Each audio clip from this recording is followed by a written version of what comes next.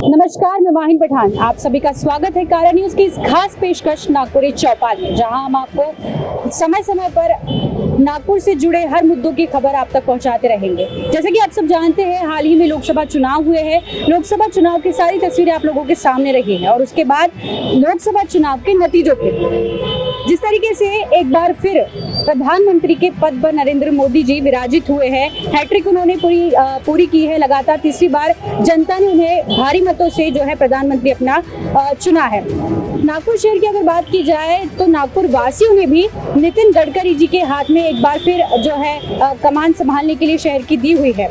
लेकिन चुनाव के प्रचार दौरान जो तस्वीरें थी वो आप सभी उसी से भलीभांति परिचित है कि कांग्रेस और बीजेपी दोनों के बीच ही कांटे की टक्कर देखी गई। जिस प्रकार से प्रचार किया जा रहा था, जिस प्रकार से जो है चुनाव प्रक्रिया के दौरान जनता प्यार दिखा रही थी कांग्रेस और बीजेपी दोनों को, नतीजे उससे थोड़े विपरीत रहे हैं। 1,10,000 वोटों से जो है नितिन गडकरी जी जो है एक बार फिर सांसद पद पर आए हैं। इसी के सिलसिले में आज नागपुर शहर कांग्रेस कमेटी के अल्पसंख्यक सेल के अध्यक्ष वसीम खान, इनसे हम बातचीत करेंगे कि क्या वजह रही है सर जो कांग्रेस एक बार फिर हार का सामना कर रही है। कांग्रेस की ये हार प्रैक्टिकली हुई है, लेकिन देखा जाए तो कांग्रेस की 1 लाख की लीड कम हुई और सामने जो कांग्रेस के हमारे उम्मीदवार श्री विकास ठाकरे के सामने जो कैंडिडेट थे श्री नितिन गडकरी, इनको पूरा हिंदुस्तान जानता है। ये बीजेपी के इंडिया के प्रेसिडेंट रहे हैं, कैबिनेट मंत्री रहे 2 बार और 50,000 करोड़ से 1 लाख करोड़ का काम करे हैं। तो इनके सामने हमने ऐसी टक्कर देकर लड़ना तो एक हिसाब से हमारी जीत हुई है, लेकिन प्रैक्टिकल रूप में ये हार है। और हार का रीजन जब ये लोकतंत्र है, लोकतंत्र का मजा ही वही है कि हार जीत इसमें चलती रहती है। कुछ खामियां हुई होंगी जिसके वजह से हार हुई है, लेकिन इसको हम एकदम हार नहीं मानेंगे। एक हिसाब से देखा जाए तो जितनी गडकरी जी की और बीजेपी की जीत की चर्चा नहीं है, उतनी विकास ठाकरे और कांग्रेस की हार की चर्चा हो रही है। तो विधानसभा चुनाव, जो आगामी विधानसभा चुनाव है, इसको लेकर कांग्रेस की क्या भूमिका रहेगी? किस प्रकार की तैयारियां हैं जो कांग्रेस कमेटी की ओर से की जा रही है नागपुर शहर में, इसके बारे में क्या कहना चाहेंगे? विधानसभा चुनाव जो कि अभी अक्टूबर नवंबर में 4 महीने में आने वाले हैं, तो इसका तो सीधा पूरा चित्र ही साफ है। आप देख सकते हैं महाराष्ट्र में महाविकास आघाड़ी ने बहुत अच्छा अपना वो दिया है परफॉर्मेंस। जैसे कि आप देख सकते हैं कि 31 से 30 सीट हमको मिली है 48 में से। तो इसमें से तो आप महाविकास आघाड़ी की और कांग्रेस की परफॉर्मेंस का आप पता लगा सकते हैं। और आने वाले जो 6 हमारी विधानसभा की सीट है नागपुर में से कम 6 में से 4 से 5 तो हम जीतेंगे। और चुनाव के दौरान जो बीजेपी दावा कर रही थी कि 400 सीटें जो हमारी बीजेपी की आएंगी, लेकिन असल में तो ऐसा हुआ नहीं सर। नतीजों के बाद जो तस्वीरें जो साफ हुई है, 250 सीटें भी पूरी तरीके से भाजपा नहीं ला पाई। तो इस पर आपका क्या विचार है?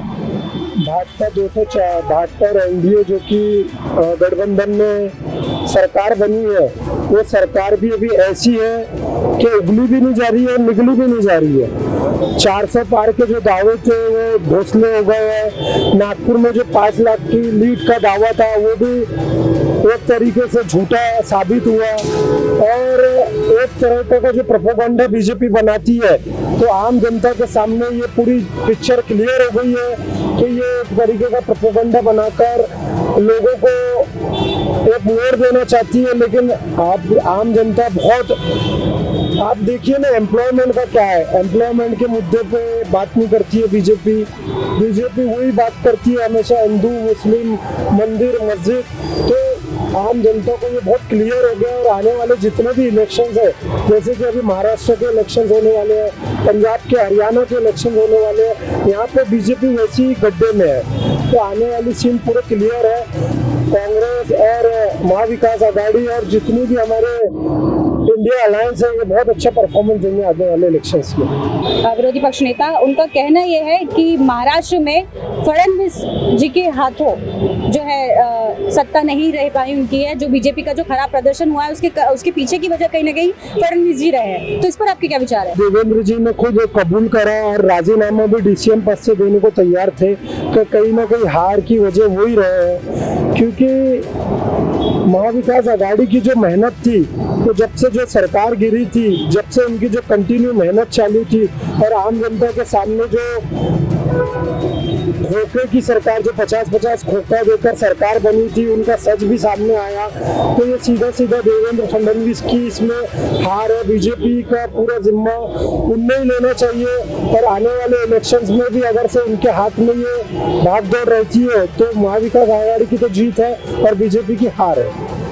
तो जिस प्रकार सर लोकसभा चुनाव में महाराष्ट्र में कांग्रेस ने काफ़ी अच्छा परचम अपना लहराया है, 40-45 से अधिक सीटें जो है कांग्रेस की महाराष्ट्र में आई है, तो विधानसभा इलेक्शन को इसका क्या असर पड़ेगा सर? नहीं, 48 महाराष्ट्र में जो अभी आने वाले इलेक्शंस में महाविकास आघाड़ी का जो परफॉर्मेंस रहेगा वो आपके सामने सीधा सीधा रहेगा। और अभी से हमारे इलेक्शंस की तैयारी शुरू हो गई है और आप देख सकते हैं कि जो महायुति थी, जो बीजेपी के साथ थी, वो टूटते हुए नजर आ रही है। अजीत पवार गई के आप स्टेटमेंट देख सकते हैं। प्रफुल्ल पटेल ने मिनिस्ट्री पद नहीं, कैबिनेट नहीं लिया, राज्य मंत्री दर्जा नहीं लिया है, वो भी आप देख सकते हैं। तो आने वाले हमारी जो सरकार है बनने वाली है 100% महाराष्ट्र में महाविकास आघाड़ी की सरकार बैठेगी।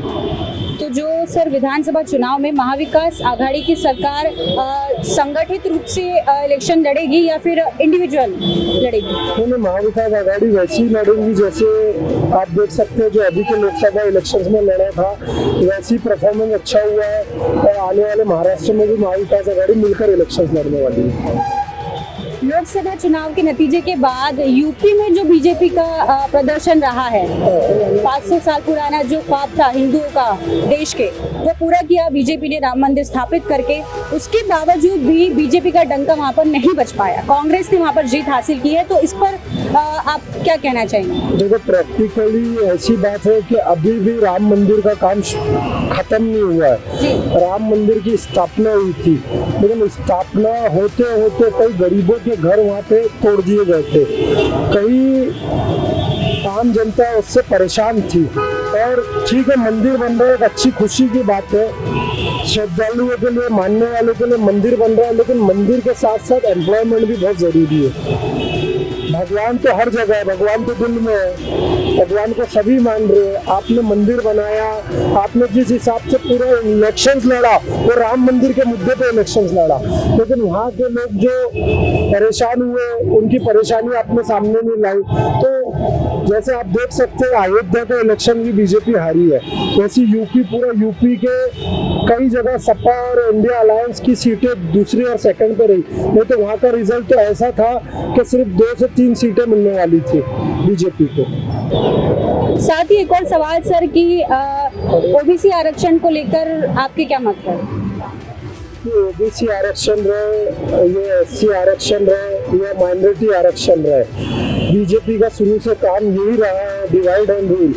पूरे इंडिया में, भारत में हिंदू मुस्लिम को लड़ाकर कैसे अपने तरफ वोट खींचना और फायदा करना, क्योंकि हर स्टेट में जाति जाति को आपस में लड़ाकर कैसे अपना खुद का फायदा और दूसरों का नुकसान करना, वैसे ओबीसी के साथ भी हो रहा है।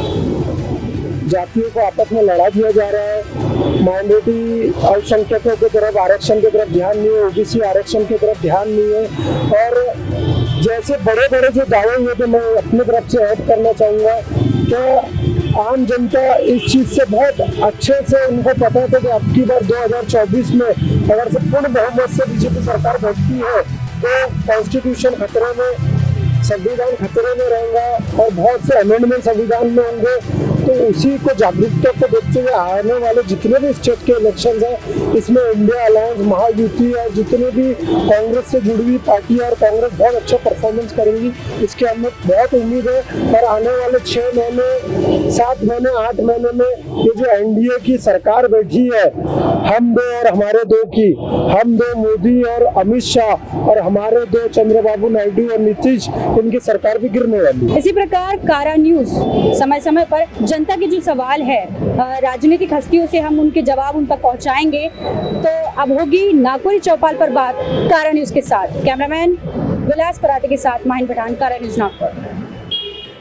नागपुरी चौपाल पर होगी बात। हर एपिसोड में होगी शख्सियत खास, सिर्फ और सिर्फ कारण न्यूज के साथ।